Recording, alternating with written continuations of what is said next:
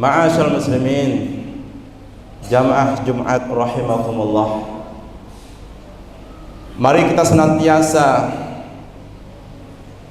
tidak henti-hentinya kita bersyukur kepada Allah Subhanahu wa taala dan memuji atas segala karunia iman dan Islam yang senantiasa Allah pelihara dalam diri kita.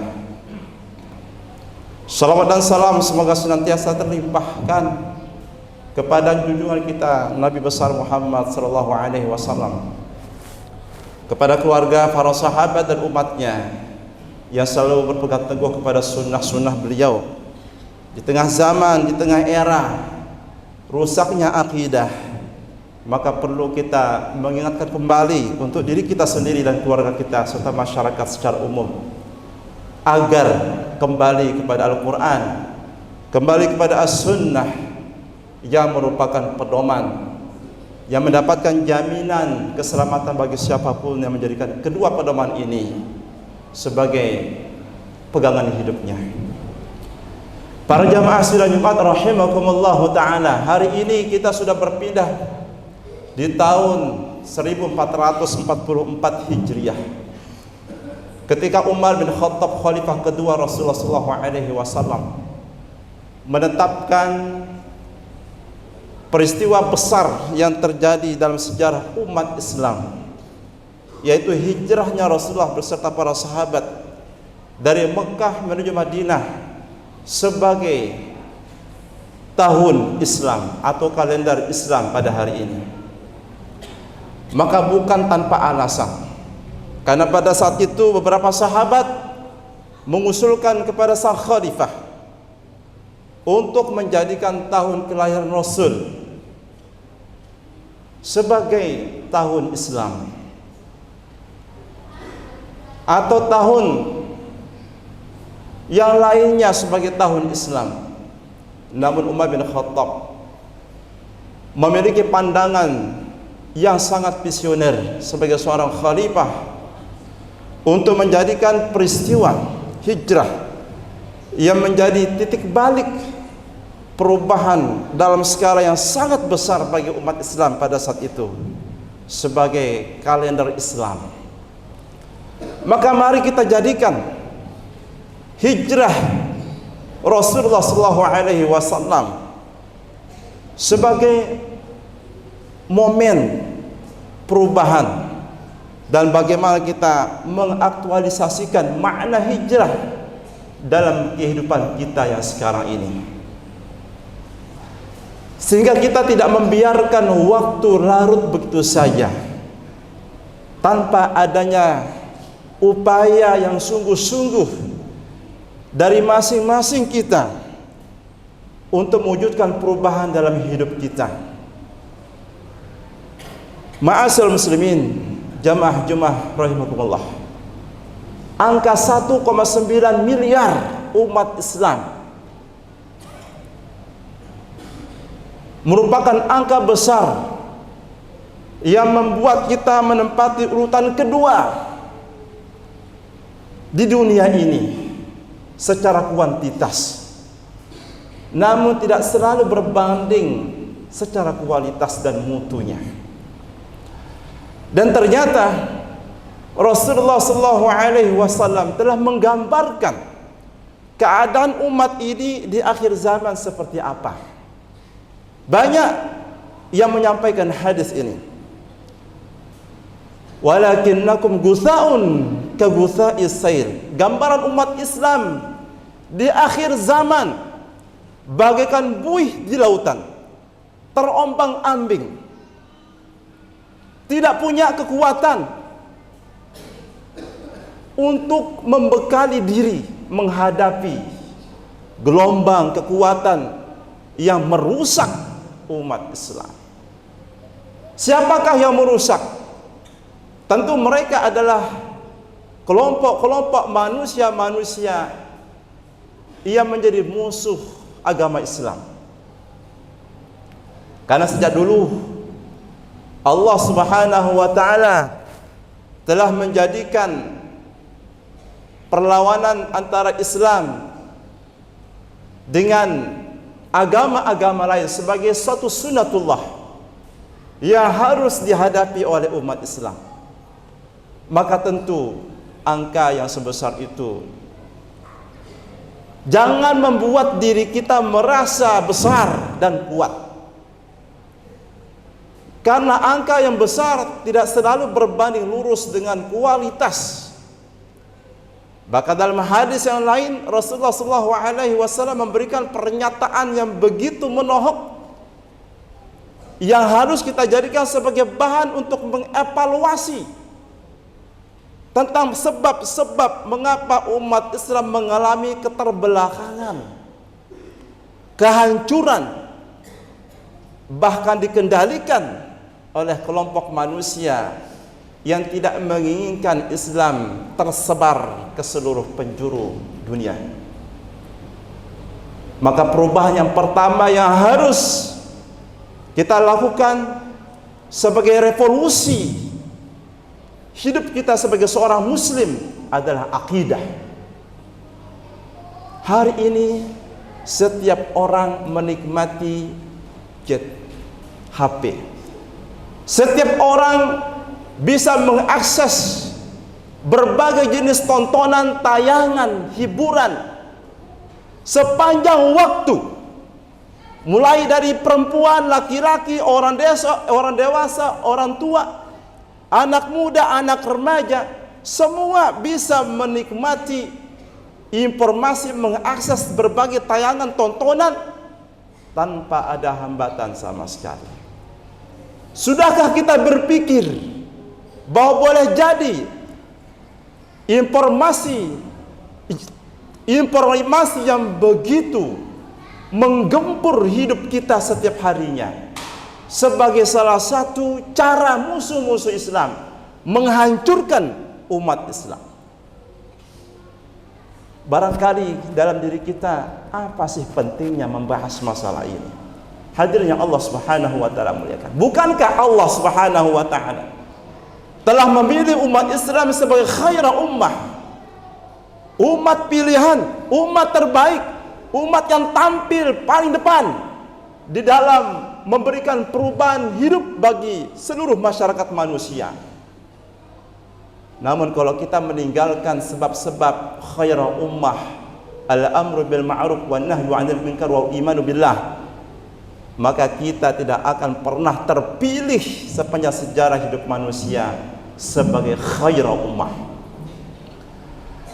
Apa faedahnya ketika kita dijadikan Allah sebagai khairah ummah, lalu kita tidak mempersiapkan faktor-faktor yang dapat kita raih menjadi umat yang berprestasi, menjadi umat yang terbaik dan pilihan.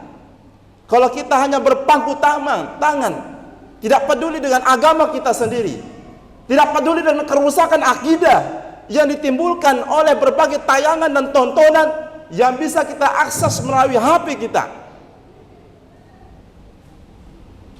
1 bulan terakhir ini banyak para dukun bergentayangan di HP kita. Paranormal, orang-orang pintar. Mereka dikatakan orang pintar karena orang-orang yang datang kepada mereka menjadi pasien mereka bukan orang pintar. Pada sejatinya mereka telah membodohi orang-orang yang datang kepada mereka. Bukankah Rasulullah telah menyatakan betapa bahayanya bagi seorang muslim terhadap akidah mereka ketika percaya kepada makhluk dalam perkara gaib? Man ata kahinan aw urrafan fas'alahu an syai'in lam tuqbal salatuhu 40 yawman. Siapa saja umat Islam yang mendatangi orang pintar tadi, dukun atau paranormal, bertanya tentang perkara gaib, maka 40 hari solatnya tidak diterima oleh Allah Subhanahu wa taala. Solat yang merupakan amalan pertama yang akan dihisab di hari kiamat, sia-sia dan tidak tercatat pahalanya sama sekali bagi orang yang bertanya ketika mendatangi seorang paranormal atau orang pintar. Ada seseorang yang kemudian memberanikan dirinya, lalu kita yang selama ini barangkali di antara kita Ada yang sudah lama belajar Islam, tapi hanya mempedulikan dirinya sendiri. Tidak peduli kebaikan bagi orang lain, saudara seimannya, saudara seakidahnya. Maka mari kita perkuat kembali ukhuwah dalam konteks sama-sama mendukung, menyelamatkan, memelihara, merawat akidah kita sebagai khairul ummah, bukan lagi individu-individu.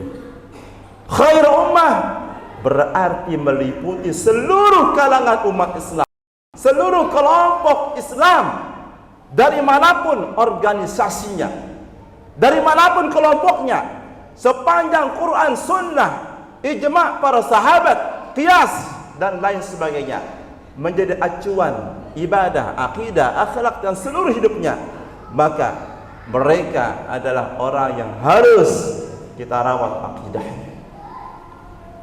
Allah mengatakan dengan jelas, kuntum khairu ummatin ukhrijat linnas ta'muruna bil ma'ruf wa tanhauna 'anil munkar.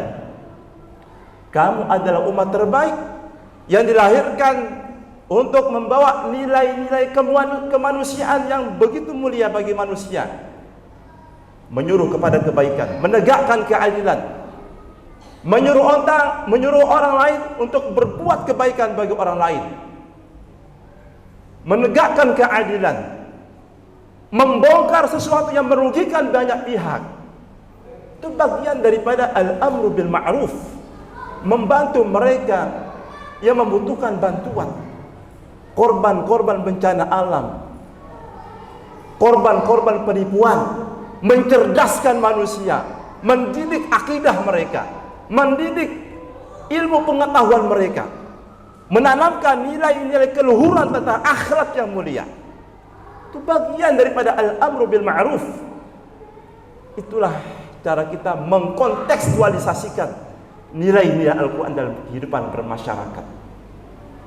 Wan nahyu 'anil munkar, mencegah perbuatan mungkar yang dilakukan oleh sebagian kelompok masyarakat.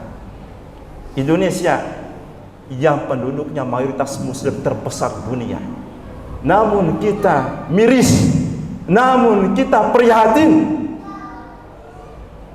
jumlah yang begitu tinggi secara kuantitas tidak berbanding dengan akidah mereka sebagai umat Islam yang khair ummah.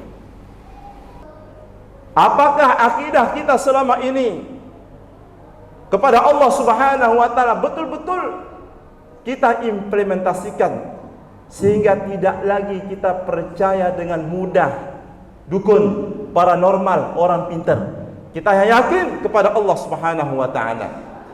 Hadirin Allah Subhanahu wa taala melihat. Maka Rasulullah sallallahu alaihi wasallam 13 tahun lamanya beliau berdakwah kepada masyarakat untuk menanamkan akidah kepada Allah Subhanahu wa taala. Maka momentum hijrah 44 ini jangan lagi dalam hidup kita mengalami kejadian-kejadian yang serupa sebagaimana tahun sebelumnya. Harus kita jadikan tahun ini menjadi tahun yang lebih baik daripada tahun kemarin dan tahun-tahun sebelumnya. Kita adalah umat yang saling tawassaw bil haq wa tawassaw bis sabr, saling menasihati satu sama lain, saling mengingatkan, wa dzakir fa inna dzikra tanfa'ul mu'minin. Beri peringatan karena peringatan itu bermanfaat bagi umat Islam. Ma'asyiral muslimin, jamaah Jumat rahimakumullah taala. Maka mari kita pelihara anak-anak kita yang berada di bawah tanggung jawab setiap orang tua dari antara kita. Jangan biarkan mereka termakan oleh tayangan tontonan yang merusak akidah atau bahkan merusak perilaku dan akhlak Islam. Bagaimana anak perempuan kita yang Allah Subhanahu wa taala wajibkan bagi setiap muslimah, siapapun orangnya, dari manapun asalnya, selama muslimah yang menjadi gelar terbaik bagi manusia, wajib mengenakan jilbab, wajib menutup aurat dengan sempurna sesuai dengan kualifikasi Islam dalam berpakaian. Tidak ketat, tidak berwangi-wangi, kemudian tidak transparan dan sebagainya. Namun hari ini tidak sedikit yang kemudian orang tua membiarkan anaknya berjalan sepanjang waktu dengan aurat yang terbuka, yang dilirik oleh banyak jutaan pasang mata. Kita mungkin menganggapnya biasa. Ketika dosa sudah dianggap biasa, itulah musibah. Rasulullah SAW mengajarkan sebuah doa, wala taj'al musibatana fi dinina. Jangan kau jadikan musibah yang kau timpakan sebagai sunnatullah dalam kehidupan dunia ini dalam perkara agama. Karena musibah dalam kehidupan dunia adalah sunnatullah. Allah mengatakan, wala nabluwannakum bisyai'in minal khawf wal ju' wa naqsin minal amwal wal anfus wath thamarat. Allah tidak menyatakan dalam ayat ini kami uji agama kamu, tidak. Tapi kami uji dunia kamu, yang meliputi makanan kamu, buah-buahan kamu, ekonomi kamu, jiwa, semuanya. Tapi kalau akidah kita rusak, itulah musibah terbesar. Kalau kemudian membiarkan anak perempuan kita terbuka, tersingkap auratnya, sementara para orang tua tidak menganggapnya sebagai masalah, itulah musibah. Kembalilah kita kepada Al-Quran, kembalilah kita kepada sunnah, pahamilah dan ajaklah. Karena Rasulullah SAW mengatakan, ad-dallu ala khairi kafa'ili. Orang yang menunjukkan kebaikan kepada orang lain seperti orang yang berbuat kebaikan itu sendiri. Betapa Islam yang menjadi anugerah terbesar bagi kita hari ini, dan semoga sampai mati. Satu-satunya agama yang sempurna dan lengkap, satu-satunya agama yang meliputi seluruh aspek kehidupan kita. Maka mari kita syukuri Islam dalam hidup kita ini dengan memperbaiki, merawat, memelihara, memantapkan akidah kita, mengurus anak-anak kita sesuai dengan pendidikan Islam yang sumbernya Quran dan Sunnah yang menjadi kesepakatan seluruh para ulama.